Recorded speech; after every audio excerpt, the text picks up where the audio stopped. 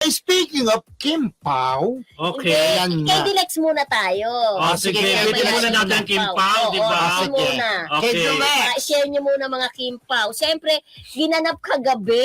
Yes. Yung lagi natin pinag-uusapan Oo, sa Star oo, Magical oo. Prom, di ba? Correct. Kung saan last year, ang nanalong King and Queen ay ang Don Bell. Okay. Si Donnie Pangilinan at saka si Bel Mariano, di ba? Mm. Siyempre, kagabi, ang dalawa talagang, talagang Naglaban. laban talaga ang Francet at saka KD Lex. Mhm. Grabe, talaga namang napaka masigasig ng fan base ng dalawang love team na to para manalo. Kasi may voting, meron ding pagja-judge ng mga hurado. So, eto na nga. Sa huli, tinanghal pong prom king and prom queen sina KD Estrada at Alexa Ilacad. Tinanghal din silang couple of the night. Aha. Diba? At sila rin ang tinanghal na best proposal. Okay. Tatlo. Royal Prince and Royal Princess naman si Matthew Cruz at Angie Salvacion. Wow. Siyempre, ang Nobel Prince and Nobel Princess naman si Harvey Bautista, ang anak Yes. ni Mayor Herbert. At saka Yes. ni Ma'am Tates, di Oo, ba? at si Dalia. Ayan.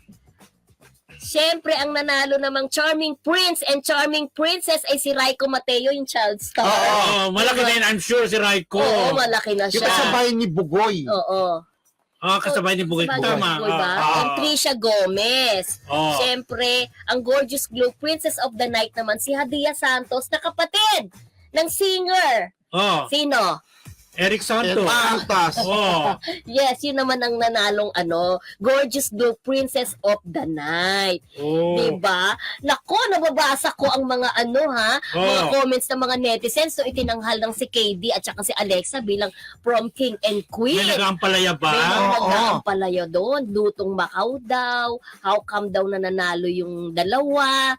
Mas maganda daw ang si Francine at saka mas gwapo si Seth Fedelin. Anong masasabi nyo dyan? Siyempre, kasi actually may nakita ko na boto. Parang 86 point something, Oo, 86. oo. Yung isa, sila Francet, 11 point something lang. So, depende rin sa botohan ng naganap po Kung sino kagabi. talagang fan siguro ang Oo. masigasig, So, yun po, itanggapin na lang natin ang resulta. Pero, in fairness naman, ang gwapo rin kagabi, talaga ni Francet, ay, ni Seth at ni Pinagsama ko. Maganda, oo. They're both Gwapo at beautiful. maganda. Oo. Oo, Ang oo. ganda at ang gwapo.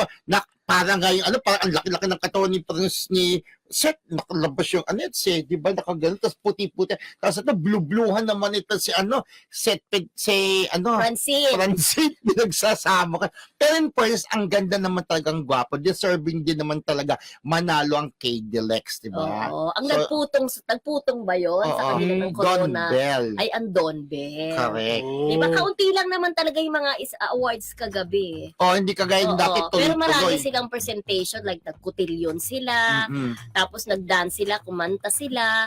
So kagabi talagang pinaka-poste nilang mga love teams talaga, ang Francet at saka ang KD Lex. Correct. So, congrats Oo. po sa KDLEX na nakakuha ng 3 awards. Oo, Bongga, correct. di ba? Bonggang Kedilex, ha? Oo naman. Pero bago natin ituloy yan, shout out muna kay Katri Up, watching from Nueva Ecija, fan of Kim Pao. Hello po, Catch. Ang ganda ng pangalan. Parang ketchup. Kasi Catch Riyap, di ba? Hi po, Catch. Ang ganda ng pangalan mo. In fairness to you. Yes! Si Ana Maria Asarcon, watching from Borongan, Samar. Follower niyo po ako for almost 2 months. Wow, thank you so Oo. much, Ana Marie. Thank you. Si Ana Marie ay saksi na hindi lamang kapamilya artist ang binabalita natin dito. Tama. Kundi iba-ibang artist, di ba? Kasi may mga nagsasabing puro Kim Pao daw. Oo. Ay, hindi naman. Meron ako sinagot doon. Sabi ko, Madam, 15 topics po kami. Karamihan po ng aming topics ay hindi naman kapamilya. Siguro nasasakto lang siya sa balitang O kagaya yan, di ba? May Oo. Paulo Contes kanina. Oo, Willie Revillame. Willie Revillame ng TV5. So lahat po kami, lahat ng KKK. Saka kung ano yung mainit na nasasagap Okay. namin, yun ang binabalita po namin kaagad para mainit-init yung mababalitaan. At saka yung mismong pinupuntahan natin Correct. event, di ba? Oo. Tsaka kagaya po kagabi lang nangyari sa Magical Prom, Mm-mm. kaya binalita po namin ng KD Lex at saka ang Francet, di ba? Correct. O ang Kim Pao po, ibabalita namin Maya-maya. eksena kanina. Oo. Maya-maya po. Di ba? Correct. So may dagdag pa ba kayo sa Star Magical Prom? Yun, parang ang taas din ng views nila at talaga namang maraming mga fans talaga, no? Talagang gumagastos sila para manalo yung kanilang mga Diyos bet, ko. 'di ba? Naalala ko dati nung yung sa Abante Tonight din Niralda. May botohan, di ba? Dati sa mga dyaryo, di ba? Hindi sa Abante Tonight yun, friend. Sa Hot Stars natin, panahon ng mga Dutch Entertainment. Na si Isko Moreno, friend, baguhan pa lang press na press pa, di ba? Nagwapo. Ang botohan talaga ng mga paslabanan, di ba? Elusive talaga na hataw tablet mo. Hindi, Ay, friend. ano yung Hot Stars hot nga. letter H din, di ba? Mm. Hot stars. Doon ako unang nagsulat kay Friendship bago Toro. Oo. Huwag ka nagbabanggit ng ibang Ay, genre nga dito, pala. friendship. Baka Ano pala? wala tayong show dito. Oh, number one pa rin talaga kahit anong gawin ng Abante Tonight at Abante. Yun ang nangungunang tabloid. Mm. Oh, in Yes. fairness, di ba? Oo, correct. Oh. Yes. Kasi di yun mga, wala na naman hasas po. Uso mo. Wala na dyan. Hindi na sila nag-exist. Oh, Dahil nagtatakla sa hindi naman nag-exist din hot stars. Oo, hindi mo maiwasan talaga mag-name drop. Oo. Talaga. Diyos ko dahil. You're very honest. Baka yan ang ikawindang natin, friendship, ha? Yes, pero bago yan, muna natin yung nasa likod. Yes. Oo. Siyempre, di ba? Oo. Ang beauty derm, di ba? Oo. Yes. Na talagang bonggang-bongga. Paki-focus naman tong beauty derm product, mga friendship. Tatabi daw ako. Yan. Ay, doon ka dala. Kasi Dalang natakbo.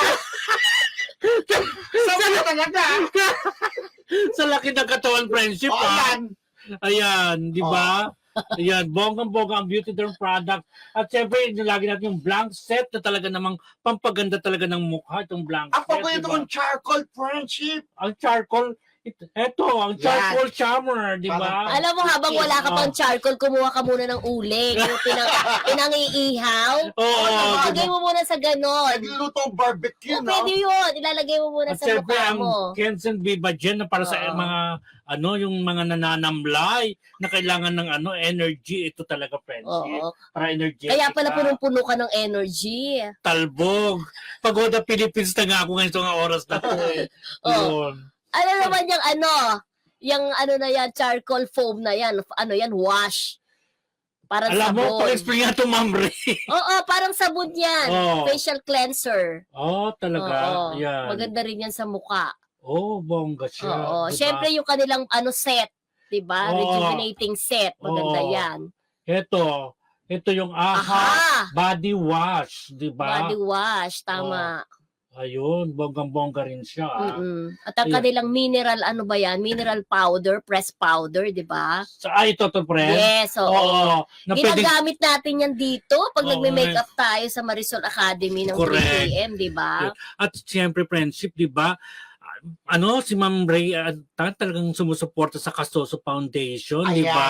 Ay, oo, kamakailan lamang. Kay yan, Eddie Diaz yun. Oo. Ay, hindi siya mga endorsers niya, nasamahan din siya, di ba? Correct, oo. Yun naman ang pagmamahal ni Ma'am Ray sa kanyang mga endorsers, ibinabalik din sa kanya. Yung Correct. Kasuso Foundation, ito po yung foundation na may mga breast cancer, Oo. di ba? Yung Mm.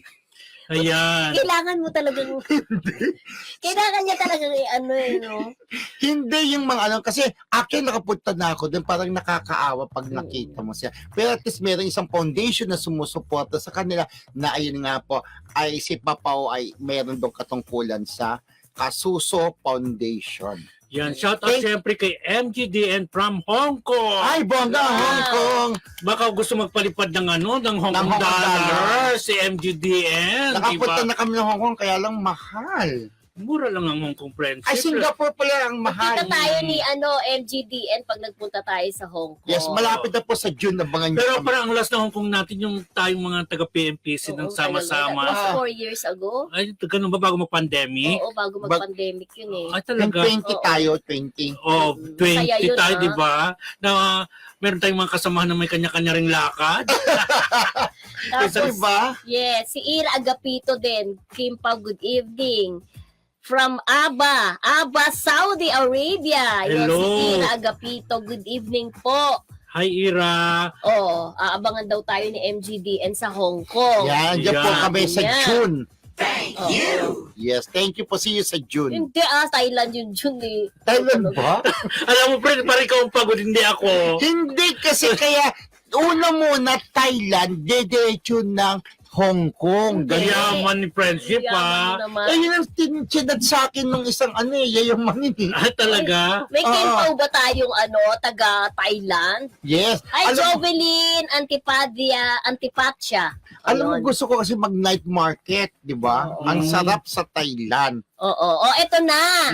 Si Catherine Bernardo. Ano? 'Di ba kasi si Janela ipinartner na dito sa Thai actor na si Win Metawin. Ah. 'Di ba yung si Win Metawin kung matatandaan nyo, siya yung sa Together, yung BL series. Correct. Yung kapartner niya doon si Bright, Oo. plano naman daw ipareha Kay kay Catherine Catherine. Bernardo. Correct. Oo. Oo. So, pare-pare sila ipapar sa mga Oo, Thailander. gusto nila ipareha talaga yung mga Thai actors sa mga A-lister nating actresses Actress dito sa Pilipinas. Oo. Siyempre, itong mga fans ay naglalaro ang mga isip, Isip. di ba? Mm. Kasi posible nga naman si Win tsaka si Dwight. Bright nagka-partner. Bakit kaya hindi daw magka-partner itong si Janela Correct. at saka si Catherine. So Catherine? parang inuudyok nila na Oo. Catherine saka Janela. Janela sa GL project. series, Gen pwede Z. naman. Correct. GL movie. Kasi Oo. sa Thailand, ganun sila ka-open di ba?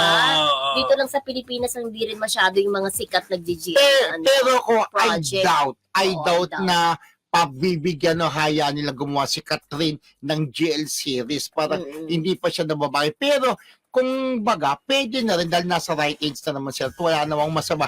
Para masubukan naman sila sa ganong klase ng project. Oo. Pero again, I doubt kung papayagan ni Star Magic na kasi once na gumawa ka ng GL series, syempre, may music, lambigan, may kissing scene yan di ba? Oo, Para- depende rin sa ay, management, hindi pa panahon para sa kanila. Hoy, pero sabi nung nag-guest sa atin ng manager ni Jane De Leon, may project daw na Janela. Janela at Jane De Leon. Correct. Meron ding nag-ship sa dalawang yan nung nagsama sila sa Darna. Pero di sa ba? tingin ko bagay sa kanilang gumanap O ng hindi lang gano'n. natin alam kung GL series or GL movie yung gagawin nila. Pero, di ba, inaano rin si Catherine at saka kay Nadine Lustre, yung Oo. Over That Ako, di ba? Mm.